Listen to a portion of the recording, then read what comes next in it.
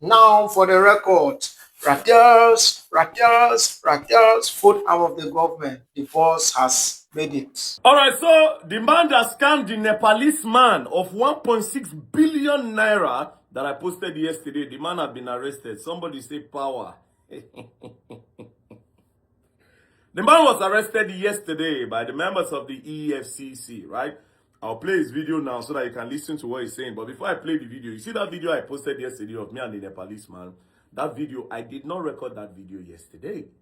I recorded that video on Thursday, 25th of June, 2026 at about 2:50 p.m. That was when we recorded the video, but I did not post the video immediately. The reason why I didn't post the video that day was because if I had posted that video that day, that man that was arrested yesterday would have probably seen the video and maybe if I don't run, come up from Nigeria.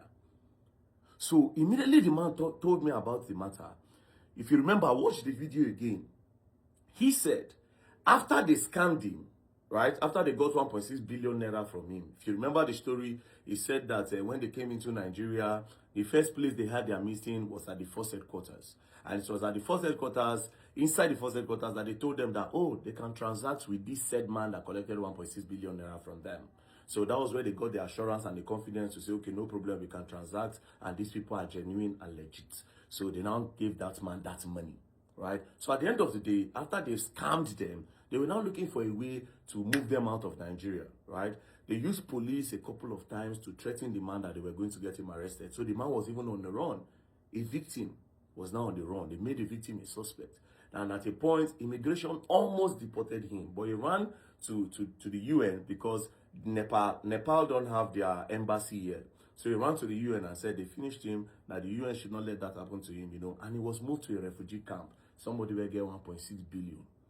They chop on to the point where we say they move and go to refugee camp. Now refugee camp, they feed down. Bro, you see this country, they see this life, right? So when they moved him there, now, at a point, he now got the confidence to go to the EFCC. So when he got to the EFCC, right? So this is the part why, this is the reason why I use the EFCC now.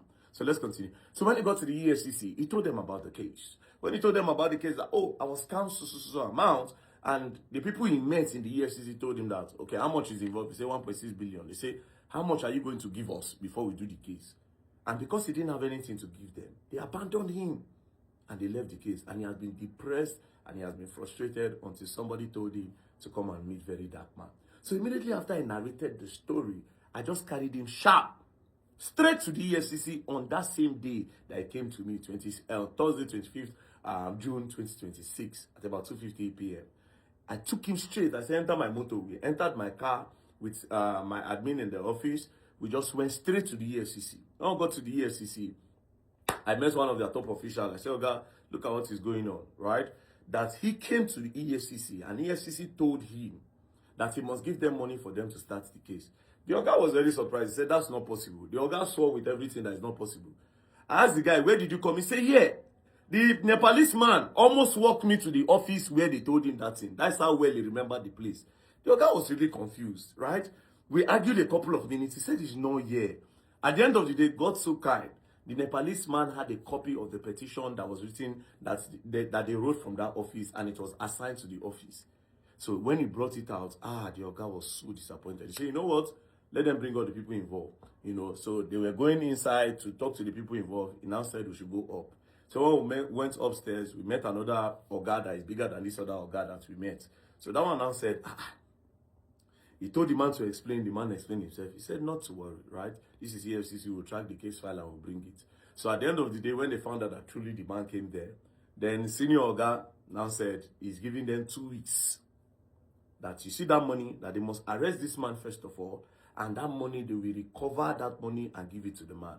So in that 2 weeks, I kept quiet, right? But it's not up to 2 weeks. Yesterday, the man was arrested, right? So I will play the video now so that you can listen to what the man is saying. Then you will know how deep this case is, right? This case is actually very, very, very, very deep, right? This guy was giving Oga, they will call him, Oga, you say this man, come and explain to the world how you will collect $500 and something thousand from somebody, and you give the person $50, say you